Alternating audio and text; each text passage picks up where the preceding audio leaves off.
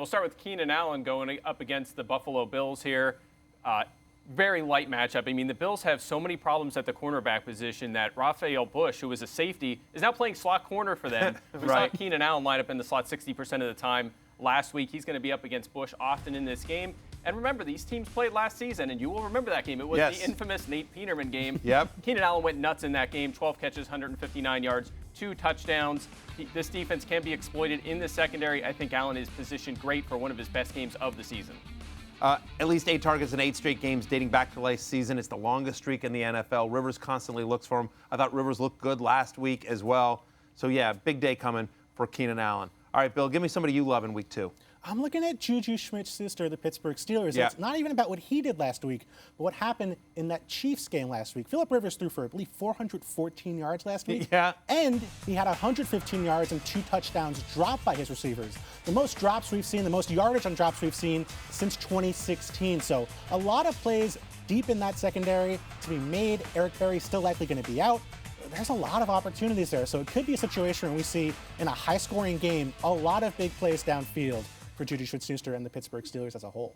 100%. You know, you figure the Chiefs obviously try to, having seen last week, seeing what James Conner did, so maybe they focused a little bit more on the run game. You know, Antonio Brown's going to get his. But since the start of last year, Kansas City has allowed the 3rd most 45-yard completions. As we know, you only need one big play there. They're taking some shots to JuJu Smith-Schuster. And I agree with you about the high-scoring game here. Vegas has it as the highest over-under of the week. So a lot of fantasy points will be had in this game.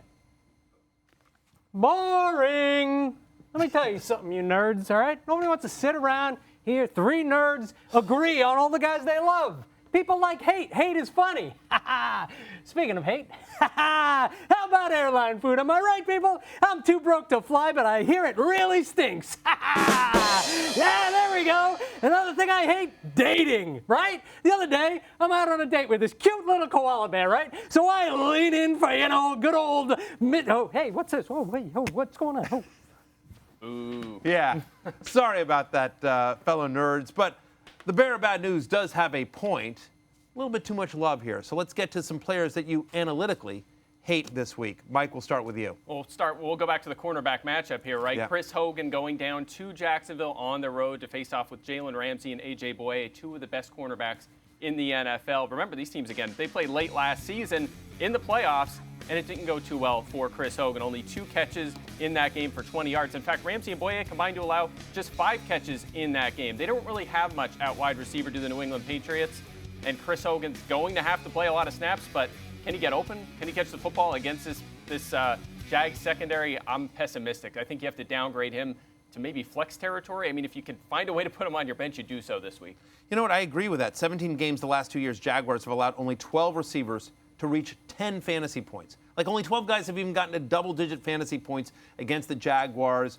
Certainly, you never want to count out Tom Brady, but if ever there was a week to think about somebody other than your Patriots wide receivers, I think this would be the week. Bill, how about yourself? I'm looking at Carlos Hyde of the Cleveland Browns, where last week, a huge amount of workload for him, over 20 carries. And this is a guy who we don't even know if he's going to be the guy for most of the season this year. Last week, the game script really worked. It was a poor weather game. The Browns were close the entire time. This week, he's playing the New Orleans Saints.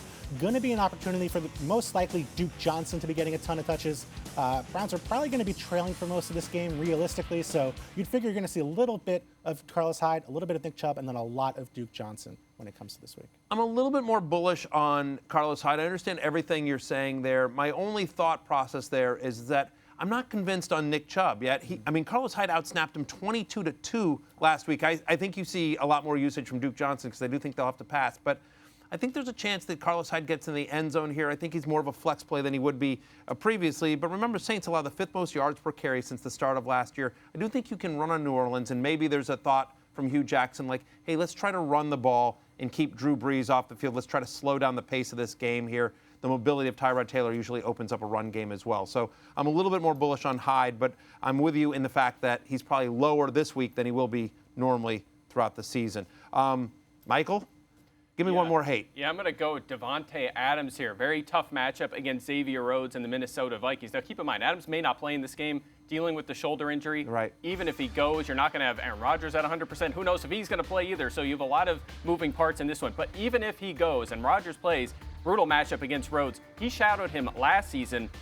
Adams had 54 yards on 9 targets in that game. Rhodes did a terrific job on him. By the way, Rhodes is his old self. Last week, he played a full complement of snaps, was targeted only 1 time in that game with Jimmy Garoppolo at quarterback. So he's great. Adams is a very good receiver, but it is a brutal matchup.